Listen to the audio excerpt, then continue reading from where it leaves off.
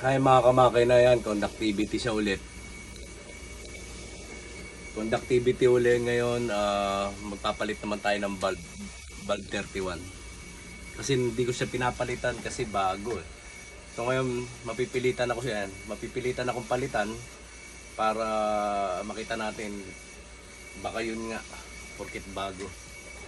Okay, palitan natin.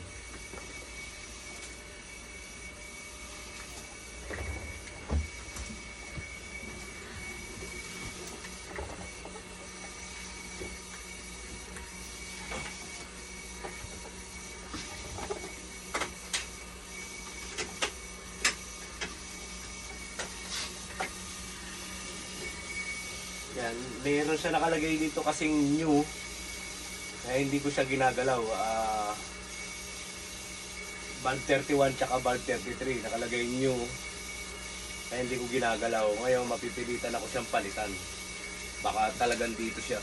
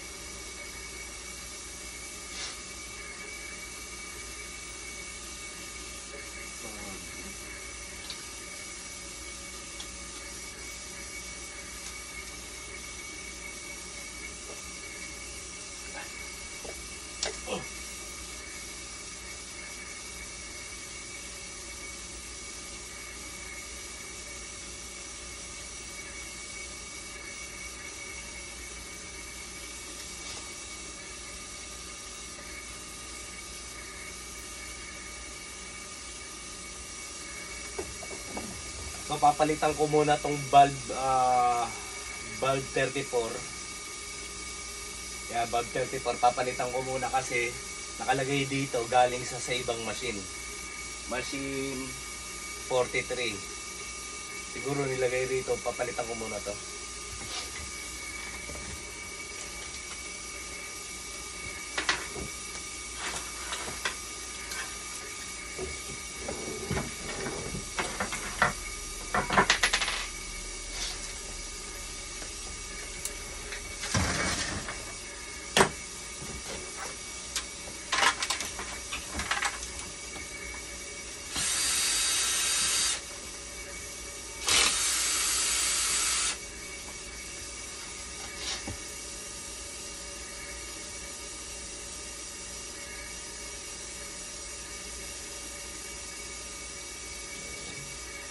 Bulb 31 na lang papalitan ko para sigurado, mga kamakina.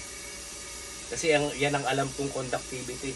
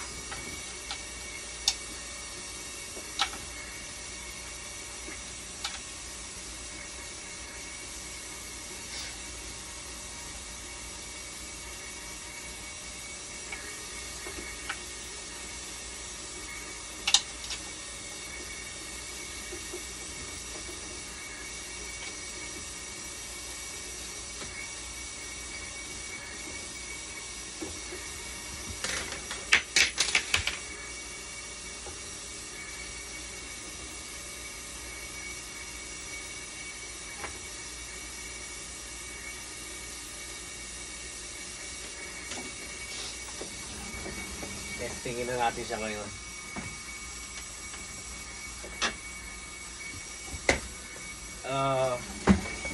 Ito, tinanggal ko. May nakalagay na new. Tapos refurbish. Refurbish siya. Ayan ang ayoko sa Gia. Baka ito ang problema. Malalaman natin yan mamaya. After ng test. Kung mapapanood nyo lahat ng video ko, marami ako pinalitan na may ganito na umoko yung machine. Kasi nakalagay new. So, dapat kasi may date para alam natin kung kailan natin pinalitan. Right. Kasi kung bago to, kung 2 taon na to, hindi natin alam. Pero diskumpiyado kasi ako kaya ito pinalitan ko instead ng 34 dahil dito refurbish. So tignan natin ngayon kung mag-okay na to.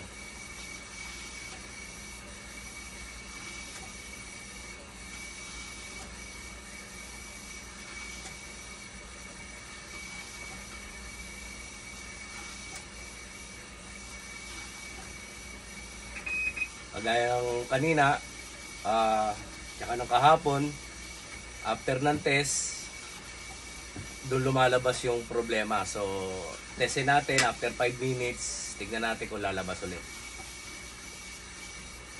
Part 4 na yata itong video ko.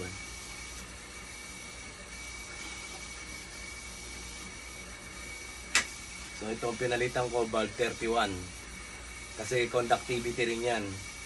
Pero pag ganun pa rin, papalitan ko naman yung 33 kasi pareho silang ganito. Refurbish. Papalitan ko rin yun. Kaya hindi ako tumakbo sa 34 kahit alam kong galing yun sa ibang machine. Nagdiskumpiyado pa rin ako dito sa refurbish.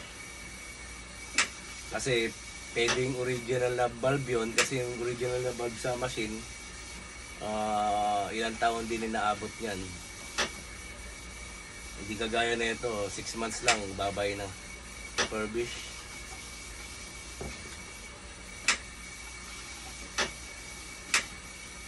So kinuha ko dito yung pinampalit ko.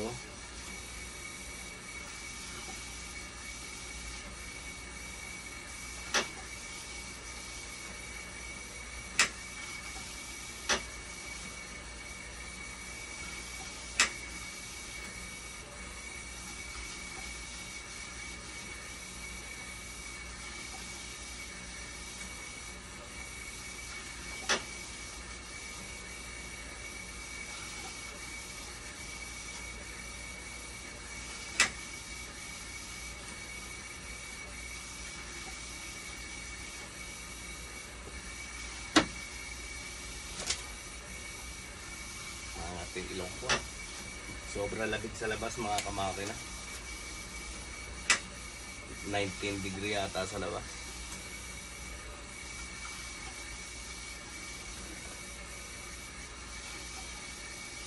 Kaya uso ang sipon. Lahat may sipon.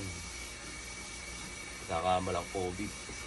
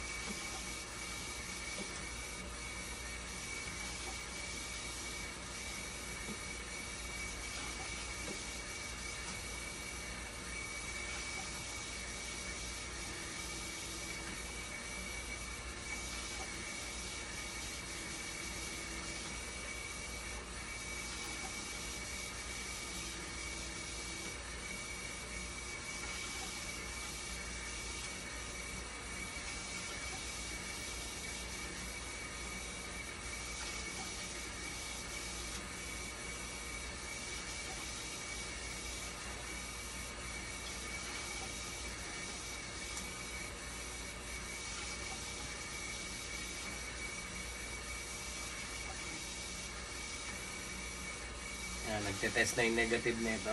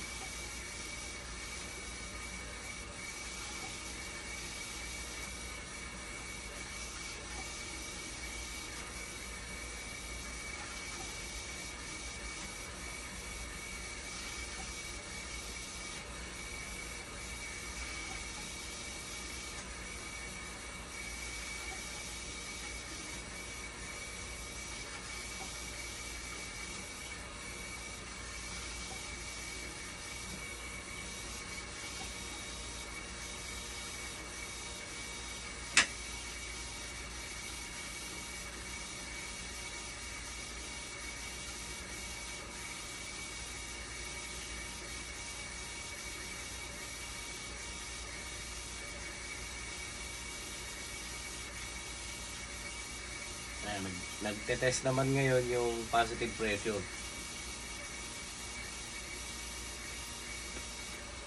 Lapit na matapos, so malalaman na natin kung high conductivity pa ito mamaya.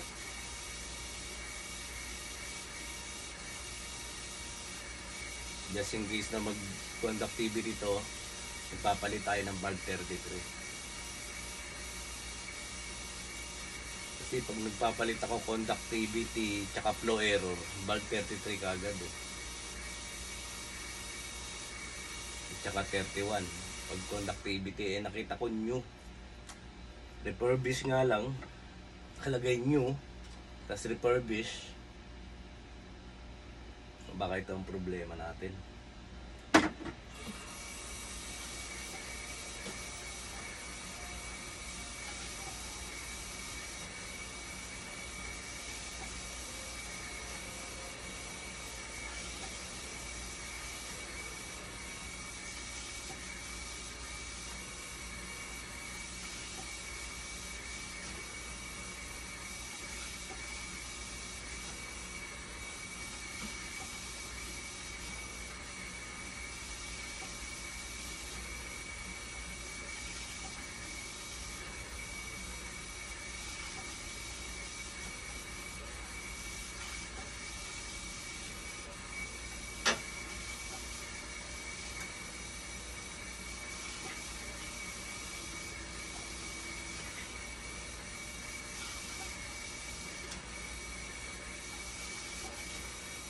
Yan, test complete siya pero bumaba yung conductivity naman. Ngayon, tignan natin after 5 minutes kung mag-high conductivity pa to.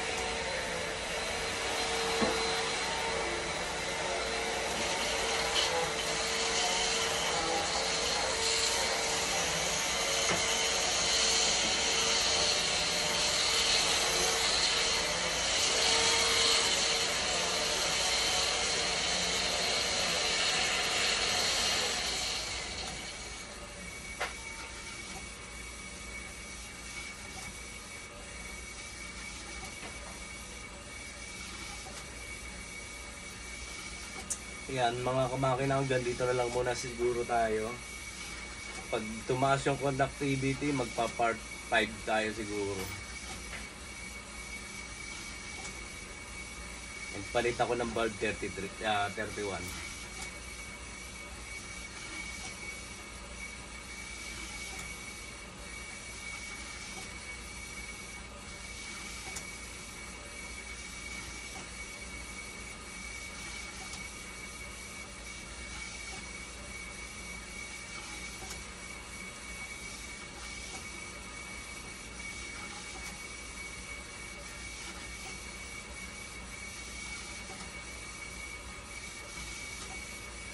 Ayan mga kamakina, dito na lang muna tayo. Pag nag high conductivity to uli, magpa part 5 tayo. Sana hindi na kasi kahapon ko pa to ginagawa. Wala kasi akong bagong parts. Ang nangyayari kasi grab lang ako ng grab ng mga parts sa ibang machine na pwedeng itry dito kasi ayaw nang bumili ng pyesa. So, yan mga kamakina, ganito na tayo. Please like and subscribe, Kamakina Vlog. Huwag sana kayo mag-asawa. Manood na kayo na manood, may matututunan din kayo kagaya ko. Okay, mga kamakina, please like and subscribe, Kamakina Vlog. God first.